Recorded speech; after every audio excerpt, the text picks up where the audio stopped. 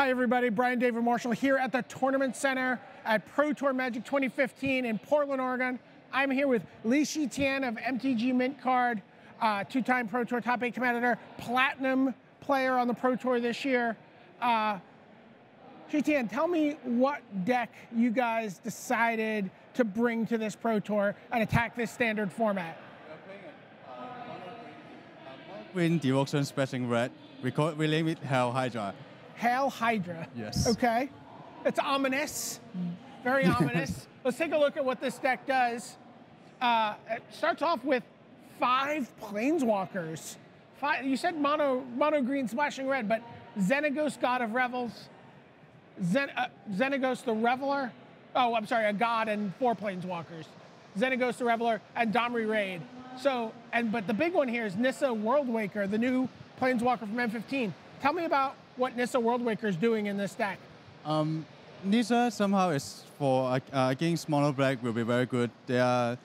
When it come out, it make a 4/4, and black is very hard to handle with its removal, as most of them are 1-for-1 removals. So you got Nissa and stick with it, and yeah, you can take over the game. And it's easy for you to have an untapped land to make into a 4/4 with this deck? Yes. Yeah, it is? Okay. We'll get a little bit. You'll see our lens. We'll get a little bit more than this.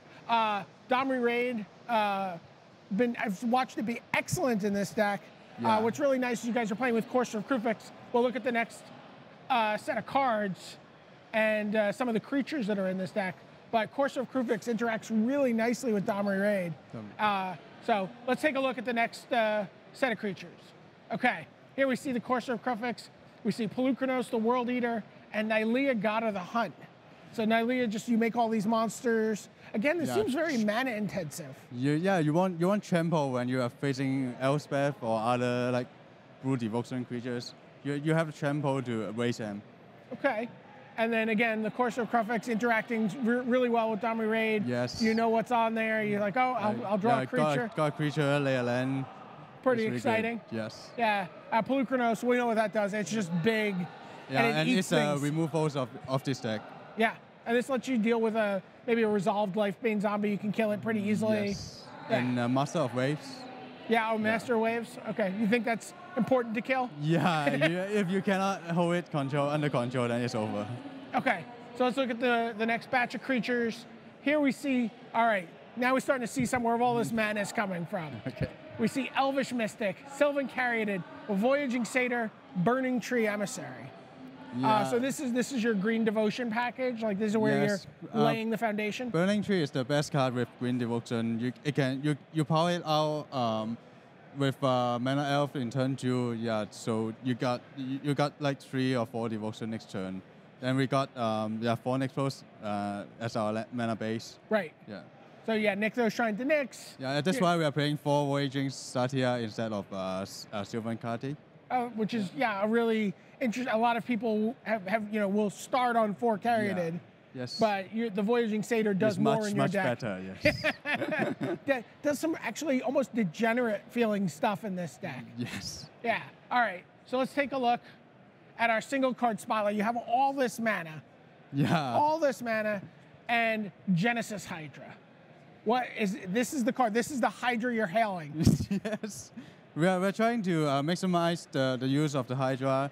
We got Planeswalkers, we got gods, and Polukranos. We just and the trigger is like somehow cannot be countered. So we flip it for 4 or 6. We find Garrod or Xenagos, then it will be over for the control matchup. So you're playing against control. So it's when you cast. Yes. So and put it into play directly. Right. Cannot be countered. So even if they counter your Genesis Hydra, just let it counter. You still get to use this ability. Yes. That's really good. Somehow they got Penna Cleansing, clear my board, and I flipping Genesis Hydra into Xenagos, the god, then haste 10 damage and it's over. Sometimes. Oh, that's really exciting. Yes. So, and a lot of times, again, with the Courser of Kruphix, you also know what's on top of your deck. Sometimes you're like, I want that to be in play right now. You know what mana cost you are going to cast with the Hydra. So, and you can feel like the Bubble Elf before. Yeah. Oh, interesting. Yeah, it's simply cascading into another spell. Right. Yeah. Okay. So let's take a look at some of the mana. There you see the Nykthos Shrines and Nyx you mentioned. 4 of them. 4 of them. Maximize the mana of this deck. Right. So again, you can go turn 1 Elvish Mystic, turn 2 Mystic. I mean, tap your Mystic and your Forest. Play Burning Tree Emissary. Double Burning Tree Indonesia, maybe. Or even a single Burning Tree and then the Nykthos, and you can play Corsair, yes. So, and I just think I just watched Shi Tian make a similar play to start off one of his matches recently. It seems very powerful. Yes.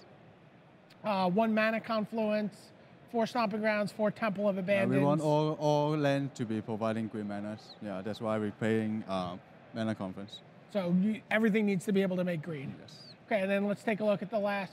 So 10 forests. 10 forests. So you always want, you're gonna always have your untapped mana. Yeah, turn 1 elf or yeah. So what made you guys decide that this was the deck you wanted to play?